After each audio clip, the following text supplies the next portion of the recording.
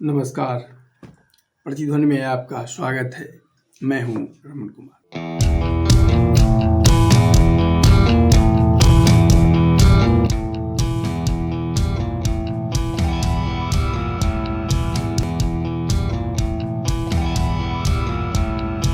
1 जुलाई 2024 से देश में अंग्रेजी शासनकाल के 1860 में बनाए गए इंडियन पेनल कोड, 1898 में बनाया गया क्रिमिनल प्रोसीजर कोड और 1872 में इंडियन एविडेंस एक्ट की जगह भारतीय न्याय संहिता, भारतीय नागरिक सुरक्षा संहिता और भारतीय साक्ष्य अधिनियम लागू कर दिया गया है। इसे लागू करते हुए प्रधानमंत्री नरेंद्र मोदी ने आशा व्यक्त किया कि नए कानून यह सुनिश्चित करेंगे कि हमारे समाज के गरीबों, हाशिए पर रहने वाले और कमज़ोर वर्गों को बेहतर सुरक्षा मिले।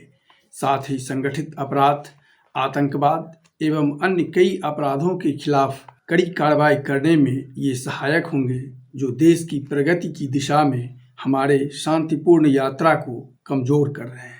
हमने राजद्रोह से संबंधित पुराने कानूनों को भी समाप्त कर दिया है। हमारे अमृत युग में ये कानूनी सुधार हमारे कानूनी ढांचे को अधिक प्रासंगिक और सहानुभूतिपूर्ण बनाने के लिए नए तरीके अपनाते हैं। प्रधानमंत्री ने यह भी आशा व्यक्त की कि यह औपनिवेशिक युग के कानूनों के अंत का प्रतीक है और इस तरह स्वतंत्र भारत में आज़ादी के 77 वर्ष बाद भारत के स्वशासन द्वारा बनाए गए नियम, कायदे, कानून पूरी तरह अब लागू होंगे। इसमें कुछ पुरानी धाराओं जो औपनिवेशिक काल के थे उन्हें हटा दिया गया है, कुछ में बदलाव किया गया है, कुछ नए जोड़े गए हैं और सबों की यह आशा है कि यह कानून भारतीय परिस्थितियों को ध्यान में रखकर तैयार किया गया है। इन कानूनों के बनने से सचमुच न्याय की भावना, जो पहले औपनिवेशिक काल में, जैसा हमारे नेताओं ने कहा है कि दंड प्रधानता थी, जिसमें अब दंड की जगह न्याय को प्रधानता दी गई है कि सबों को न्याय मिले। पर क्या सिर्फ कानूनों के बदलाव से न्याय मिलना संभव हो सकता है? पिछले कई वर्षों से कानून और अधिकारिता मंत्रालय द्वारा विधिक जागरूकता शिविर विभिन्न न्यायालयों में विभिन्न जगह लगाकर लोगों को यह जानकारी दी जाती है कि उनके क्या अधिकार हैं और उन्हें अपने अधिकारों के लिए किस तरह उसका उपयोग करना चाहिए। न्यायालयों में ऐसे कमज़ोर वर्ग के लोगों के लिए एक सहायता के लिए भी अलग से कोष और उन्हें उपलब्ध कराने के लिए वकीलों की व्यवस्था की गई है। पर क्या ये व्यवस्थाएं और यह बदलाव क्या सचमुच लोगों को न्याय दे पाएंगे? और क्या विधिक जागरूकता मात्र होने से क्या उन्हें लोगों में न्याय की आशा बढ़ सकती है? कुछ उदाहरणों से इसे समझते हैं। अभी पिछले 15 सितंबर को उड़ीसा की राजधानी भुवनेश्वर में एक सैनिक अधिकारी जो अपनी मंगेतर के साथ रात के 1 बजे रेस्टोरेंट बंद कर अपनी गाड़ी से जा रहे होते हैं, उन्हें कुछ लोगों द्वारा रोका जाता है, उनकी गाड़ियों को आगे पीछे किया जाता है, एक जगह रोका जाता है, उनसे कुछ बदतमीजी की जाती है और दोनों वहाँ से निकल पड़ते हैं। वह महिला स्वयं भी अधिवक्ता है। वहाँ से निकलकर वह निकटतम भरतपुर थाने जाती है, जो अत्याधुनिक नए भवन में अत्याधुनिक रूप से स्थापित है। रात के 1 बजे के बाद वहाँ मौजूद ड्यूटी पर एक महिला अधिकारी से उनकी मुलाकात होती है और वो अपनी समस्या कहते हैं। उनके द्वारा FIR लिखे जाने और उन अपराधियों पर कार्रवाई करने के बीच बातचीत में दोनों के बीच नोकझोंक होती है।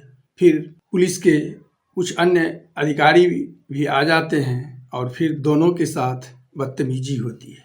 जैसा कि उस महिला ने आरोप लगाया कि जब उन्होंने FIR दर्ज करने के लिए दबाव बनाया तो उनके मंगेतर, जो स्वयं सैनिक उच्च अधिकारी हैं, उनके साथ पुलिस के द्वारा दुर्व्यवहार किया गया उन्हें लॉकअप में डाल दिया गया। और जब उन्हें यह कहा गया कि वो ऐसा नहीं कर सकते हैं और कि वह स्वयं भी कानून की जानकार और अधिवक्ता हैं, तो फिर उनके साथ भी बदतमीजी की गई। उन्हें भी एक कमरे में बंद कर दिया गया, उनके कपड़े उतारे गए, उनकी छाती पर बार बार प्रहार किए गए और अपशब्दों का प्रयोग किया गया। यह बचाते पता नहीं क्यों उसको कस्टडी में डाला। ये अनलॉफुल है, आप नहीं कर सकते ऐसा। मैंने उनको रिक्वेस्ट करते रही, प्लीज स्टॉप, मत कीजिए ऐसा, मत कीजिए। मेरे पीछे हाथ बांधे, उन्होंने मेरा पैर किया, चिल्ला रही थी हेल्प।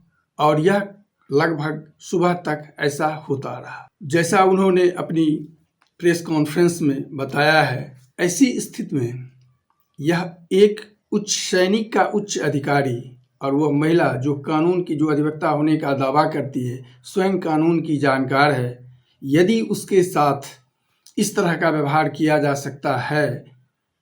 इससे पूर्व भी मध्य प्रदेश में ऐसी ही एक घटना हुई थी जहां सेना के एक पूर्व अधिकारी के साथ इसी तरह का कुछ व्यवहार किया गया, जैसा आप समाचारों में देख या सुन चुके हैं। तो क्या यह कल्पना की जा सकती है कि सिर्फ कानूनों में बदलाव से यह बदलाव हो जाएगा कि लोगों को न्याय मिलना सुलभ और न्याय संगत तर्क संगत हो जाएगा। कई बार भारत के सर्वोच्च आसन राष्ट्रपति द्वारा यह लोगों को न्याय मिलने में आ रही दुश्वारियों की चर्चा की गई है। स्वयं उच्चतम न्यायालय के मुख्य न्यायाधीश द्वारा भी बार बार यह कई समारोहों में दोहराया गया है कि देश के अधिकांश लोग कानून की दुश्वारियों और न्यायालय की जटिलताओं के चलते अन्याय सहते हुए न्यायालय आने से डरते हैं। जब देश के सर्वोच्च आसनों द्वारा ऐसी चिंता जताई जा रही हो और न्यायालयों में करोड़ों करोड़ 12.5 करोड़ से अधिक मुकदमे वर्षों से लंबित हों, तो क्या इन कानूनों के बदलाव से न्याय मिलने की आशा किसी की जा सकती है? एक और बात जो सर्वाधिक ध्यान देने हैं कि कानून तो बदल गए, औपनिवेशिक काल के अंग्रेजों द्वारा बनाए गए कानून तो बदल गए, पर अधिकारियों की वह मानसिकता जो अंग्रेजी काल से भी अधिक नृशंस होते जा रहे हैं, उनमें बदलाव कब होगा?